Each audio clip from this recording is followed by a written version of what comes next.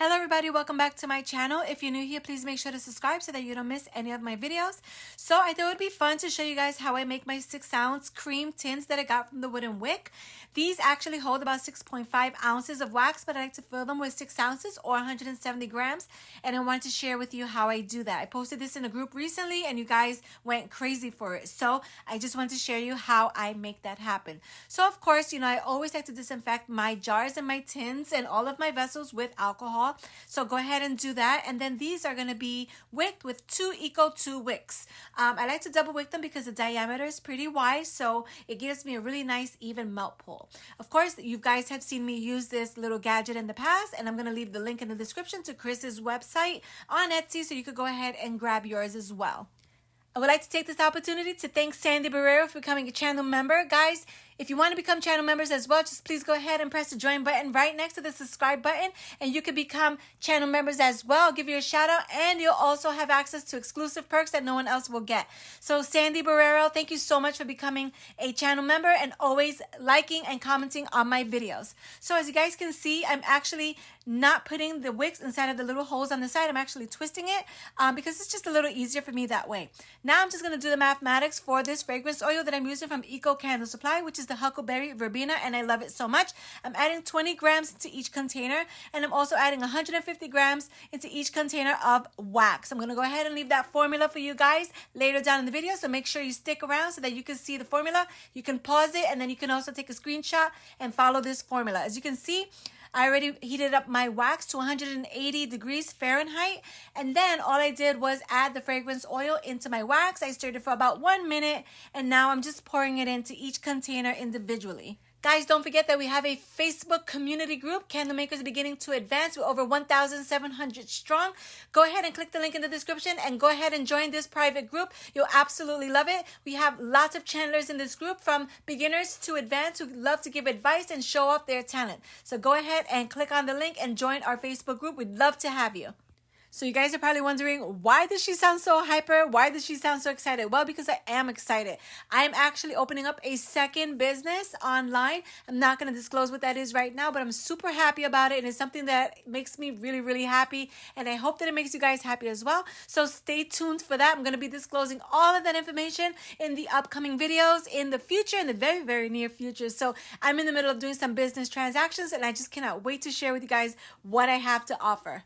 My second business is going to target women and girls alike, so I'm super, super excited to show you guys what I've been working on for what seems like forever. But I did start this way before the pandemic, way before candles, and way before the embroidery. And I'm just really happy to bring it forth and show you guys what I've been working on. So simply, I'm just going to remove the gadget. I'm going to show you these tops. How smooth are these tops?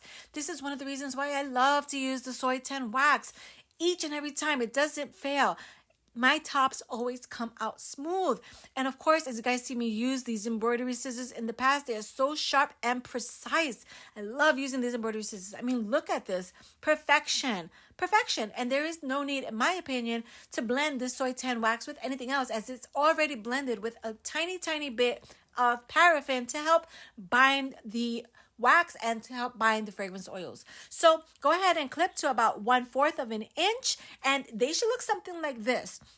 Now, I want to show you a little disclaimer here on the video. I decided to leave it to show you guys because I want to be super transparent. As you can see right there, I kind of filled it a little bit too much, and that is a big fat no. So all we're going to do is simply grab your heat gun. I got this heat gun from the wooden wick, and I absolutely love it. You know why?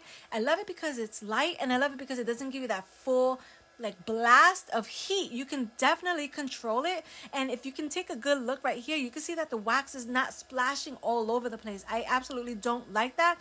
I want to feel comfortable, and I want to feel in control when I'm melting my tops, if I have to, because I normally don't have to melt or fix the tops at all. As you can see that the candles come out perfectly smooth each and every time.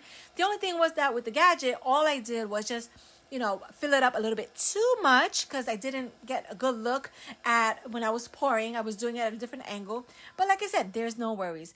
I want to show you the after of the wax, after it's nice and solidified, after I've melted it.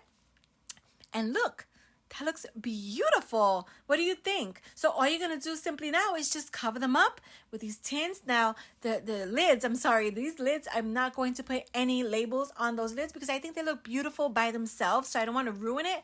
I just want to keep it very simple. And I'm just going to put the labels right in front of the tins. That's it. Nothing on the top with the warning labels in the bottom. And that's all.